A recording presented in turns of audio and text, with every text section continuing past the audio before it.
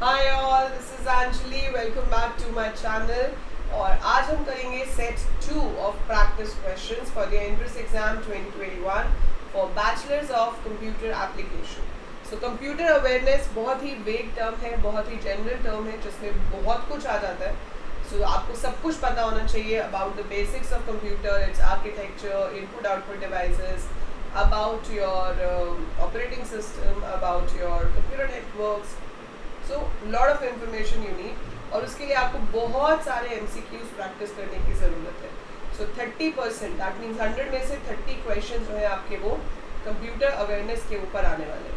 सो 30 questions के लिए 3000 questions practice करोगे तो जाकर आप पूरी तरह से प्रिपेयर्ड होंगे.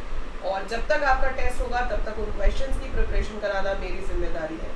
I will be giving you number of questions. अभी हम हर सेट में 10 क्वेश्चन करते हैं. धीरे धीरे हम इन क्वेश्चंस को बढ़ा देंगे. अभी I am a bit occupied, but जल्दी ही एक वीडियो में हम 20 क्वेश्चंस भी करेंगे. So this is our set 2. So get ready और कमेंट्स में लिखने के लिए तैयार हो जाओ. फटाफट क्वेश्चन आपके सामने स्क्रीन पे आएगा और आपको आंसर कमेंट में लिखना है और लास्ट में बताना है कि 10 में से आपके कितने मार्क्स आए. ठीक है. सो पहला क्वेश्चन है आज का, which of the following is not an input device. इसमें से कौन सा इनपुट डिवाइस नहीं है?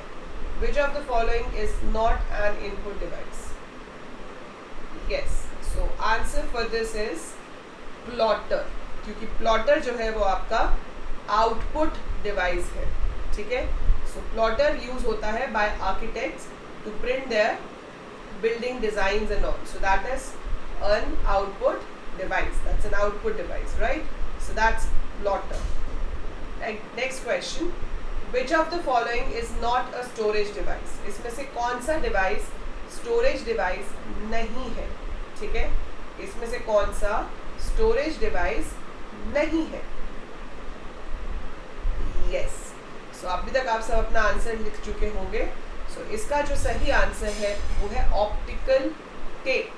सो ऑप्टिकल टेप कुछ नहीं होता. मैग्नेटिक टेप होती है जो हमारी कैसेट होती थी जिसमें गाने चलते थे.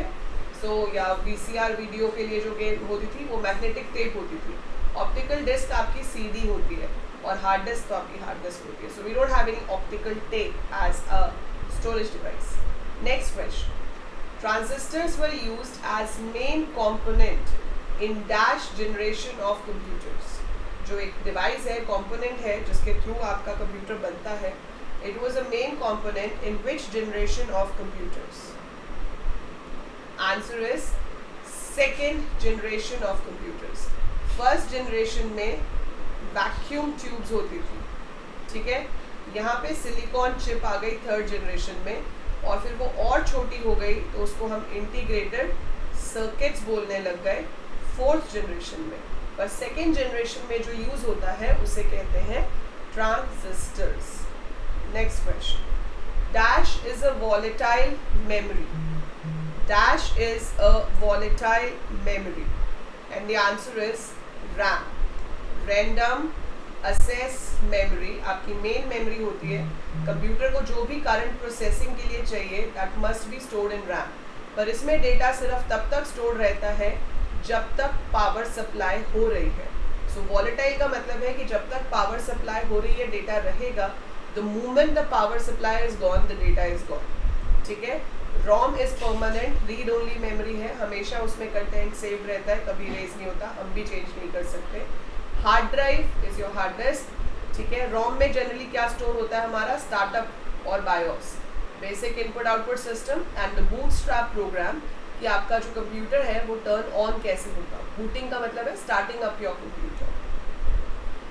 Full form of CU is, yes, what is the full form of CU? Out of these what is the full form of CU? Answer is option number D, control unit. So CU is control unit, right.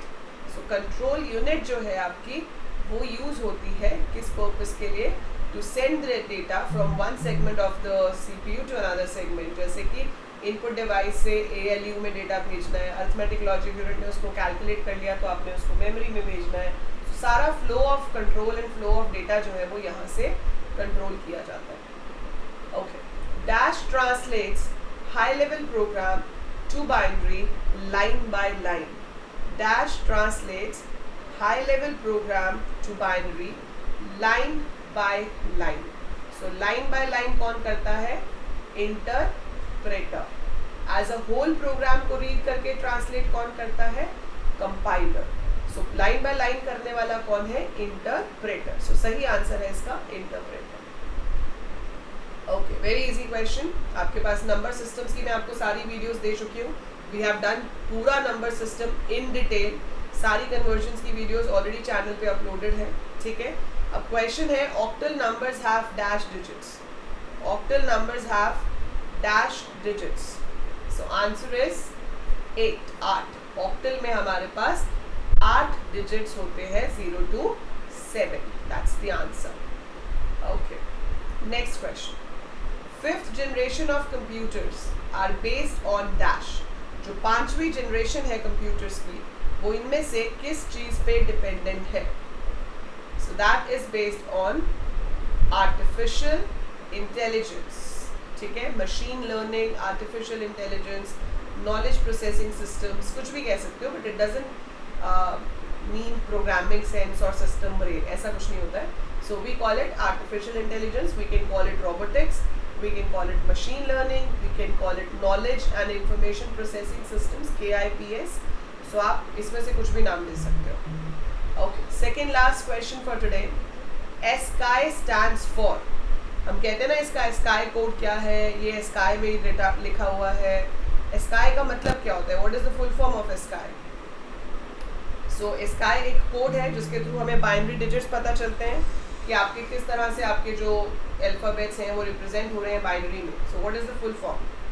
Full form is A, American standard code for information interchange. Right. Last question for today. 1 nibble equals to. एक nibble में कितनी bits होती है? How many bits 1 nibble has? And the answer is 4 bits. So एक nibble में 4 bits होती हैं. 8 bits की आपकी एक बाइट होती है. ठीक है. So we have 1 nibble as 4 bits. So that is it. That is the set of questions for today. I'll be uploading 10 more tomorrow. तो रोज कोशिश करूंगी कि आपको 10 questions दे दिए जाए ताकि आपकी प्रैक्टिस चालू रहे.